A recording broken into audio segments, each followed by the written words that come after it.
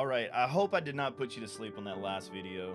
We talked about the listing agent and I introduced to you a lot of terminology. If you need to go back and watch that video at any point in time, please do so. Now let's go into the buyer's agent and we're going to talk about the opposite side of the transaction and then we'll eventually bring them together. All right, buyer's agent. We went over in the last video about what a listing agent is. Now, listing agent, their responsibilities is to help you market and sell your home. So remember, we talked about Jen having a contract or agreement with Sally and Sally agreeing to pay Jen 6%, right? 6% to sell her house.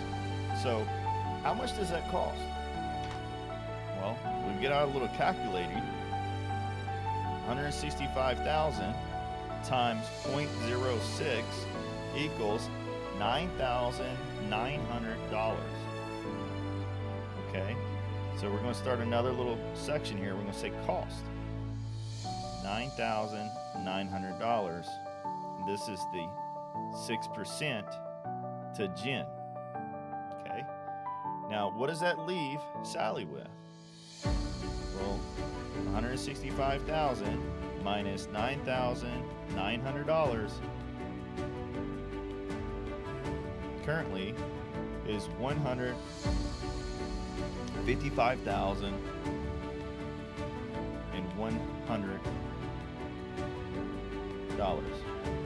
Okay.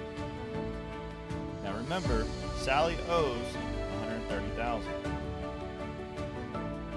Right. And she was expecting to walk away with $35,000. Now she's already down to $25,000. Okay, the $10,000 went away really quick, right? All right, so let's talk about the buyer's agent. And what is a buyer's agent? And working with a listing agent can easily cost you money. A buyer's agent is a realtor dedicated to the interest of you, the buyer. Listing agents are responsible for communicating anything and everything they learn about you to the sellers. So if you call somebody that has their property, if you was to call Jen as a buyer and you was to tell Jen, hey Jen, I need to buy a 3-bedroom, 2-bath, about 1,200 square feet, and I need it as soon as possible, and I'm willing to pay as much as I need to. And Jen's gonna go, oh, awesome. Well, tell me a little bit about why you're looking to buy a home, and as much as possible, what do you mean by that? And then you may say, hey, I'm approved for $200,000. Well, now Jen knows how much you can afford.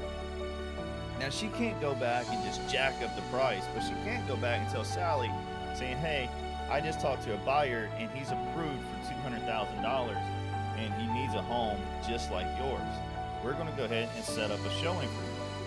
And Jen is going to tell that buyer that he needs to either contact another agent or realtor to show the house, or they'll work it out where, he can see the house. Okay. Now, back down here to the buyer's agent.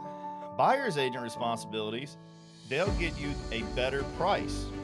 When you use a real estate agent in the purchase process, they will help you get the most for your budget.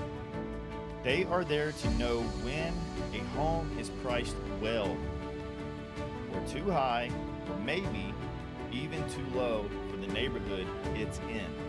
Okay, so essentially the buyer's agent represents the buyer to the best of their abilities and does not represent the seller. The listing agent represents the seller to the best of their abilities and does not represent the buyer. So we can draw a strong, hard black line right here. These never cross, because when they do cross, it is called a conflict of interest, and that is also called a lawsuit. All right. So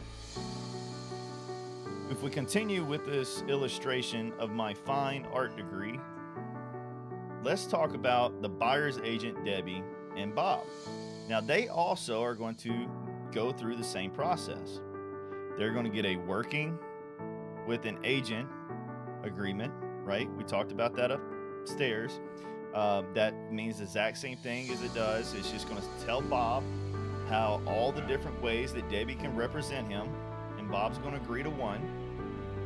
And then they're going to most likely come into agreement, and Debbie is going to lock Bob in and say that you want to work with me.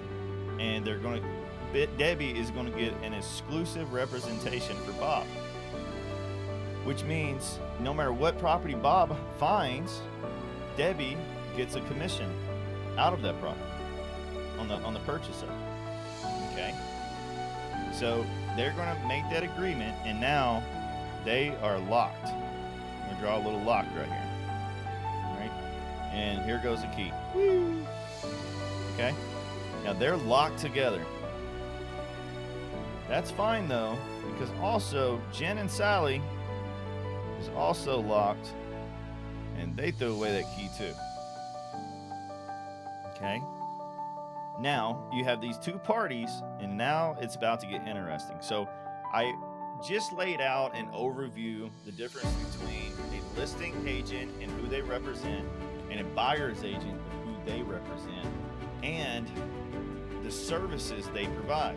Remember, the listing agent, they represent the seller to the best of their ability, and they try to get the seller the highest possible price by listing it on the MLS, which is a platform that only they have rights to or access to, where the biggest pool of buyers are. The buyer's agent represents the buyer to the best of their abilities, never the seller, and they also have access to the MLS, where also the biggest pool of sellers are. And that's the reason people use real estate agents. They only know one way though. So let's continue, and we're going to talk about how these parties come together. Take notes as you need them.